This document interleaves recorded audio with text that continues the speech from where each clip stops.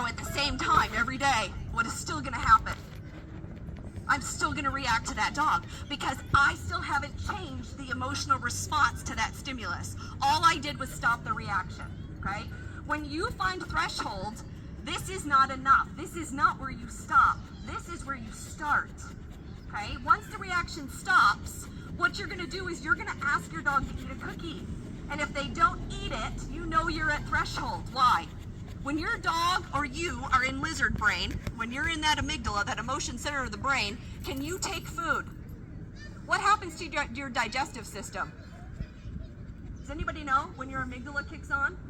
Your digestive system shuts off to preserve energy for your vital organs so that you can escape quickly from whatever this threat is, okay? Your body truly shuts down, and so does your dog. So if you get to here and the reaction has stopped, but they're not eating a cookie, are they out of this? Are they out of the hot brain yet? No, you hit a warm zone, but they're not there yet. What you need to do is go one step further, and you need to find cold brain. You need to find the prefrontal cortex. When you get here, you're gonna know, because your dog is gonna say, oh, did you see that? We almost died. That dog came out of nowhere, okay? That is where your dog can finally say, okay, what just happened there, right? They've got to be in their thinking brain. So what we do when we get here then is we need to turn off the emotion that just happened down here because we have to go back to this. But if I get to here and turn off the emotion and just turn around and walk right back into this dog to greet this dog, what's going to happen? You're going to get close, and it's only windy on days we use paper.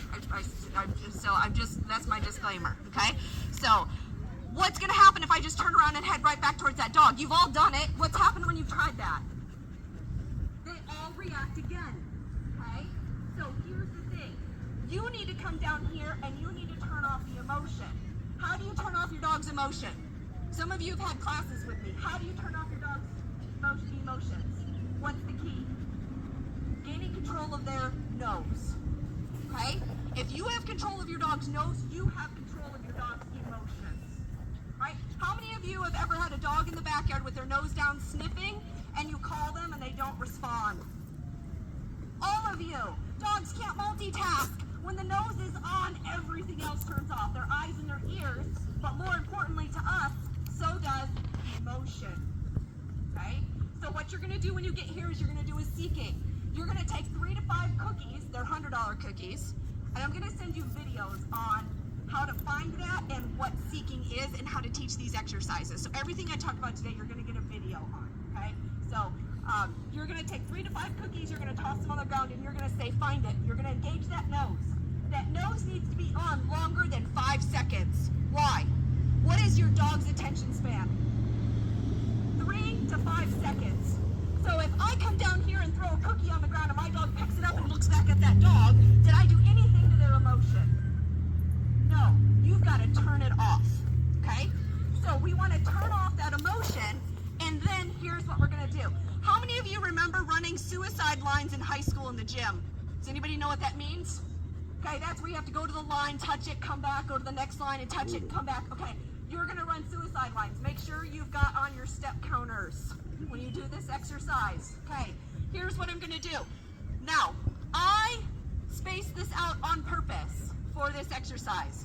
On your sheet, you're going to mark that your threshold was 5 steps. Okay? Your threshold was 5 steps from your stimulus, and my baseline was 5 steps from there. Your numbers aren't going to be as neat and tidy as this, but I did it this way for demonstration purposes. So what I'm going to do is I'm going to turn and I'm going to take 1 step back this way, and then I'm going to ask my dog to do a touch, because the touch asks them to disengage. I said, hey, that thing down here, we're going towards it, okay? But now I need you to pay attention to me. Then you're going to turn around and come back to baseline, and you're going to do a touch. Then you're going to do 2 steps forward and a touch. Then you're going to turn around and you're going to come back to baseline and you're going to do a touch. Then I'm going to do 3, okay, I'm just going to skip ahead here. So now I'm to threshold. This is where my dog stopped reacting, but could my dog eat a cookie here earlier? No. What am I looking for them to do now with the touch? I'm looking for them to disengage, do a touch, and eat a cookie. That's what I want to happen here. And then you're going to turn around and go back to blue. This is where we as people are like, we nailed it. We got it. Let's go meet that dog. And what happens when you start coming in?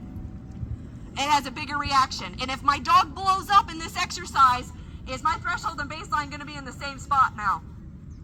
No, they're going to end up moving further away. What ends up happening is the more you keep bursting your dog's personal bubble space, their bubble space does what?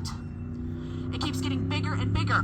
This exercise is to make it smaller, okay? So I hit threshold, touch. I gotta come all the way back here every single time and do a touch. Now I wanna take one step beyond my threshold. I'm looking for a touch and a cookie here. And I'm coming back and I'm gonna turn this off, okay? Because here's what's happening. Your dog down here at this red hit a spike up here. So on a graph, your dog is up here emotionally. They are overstimulated. They are over threshold. That's why they're having an emotional response. So what happens as we move away, this is where we kind of hit that warm zone, right? The reaction has stopped, but I'm still not okay. You got to come all the way down here to blue and then do a seeking to turn it off, okay?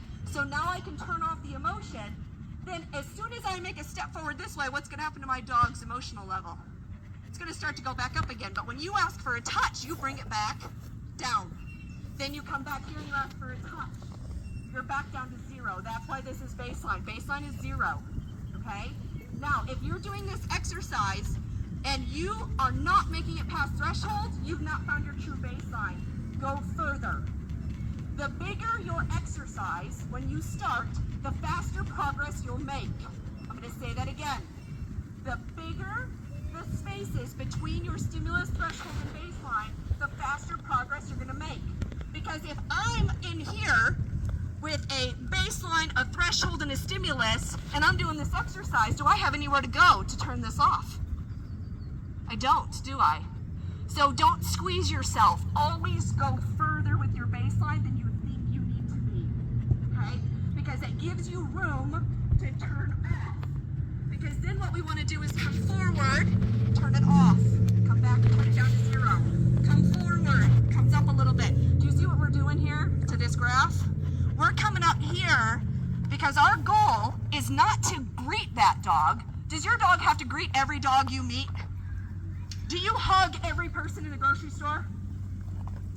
You don't. Why not? They're other people. Okay? So the idea that just because it's another dog and you have a dog, does that mean that it's appropriate for you to greet every dog or for another dog to greet every dog? It is absolutely not appropriate. Okay?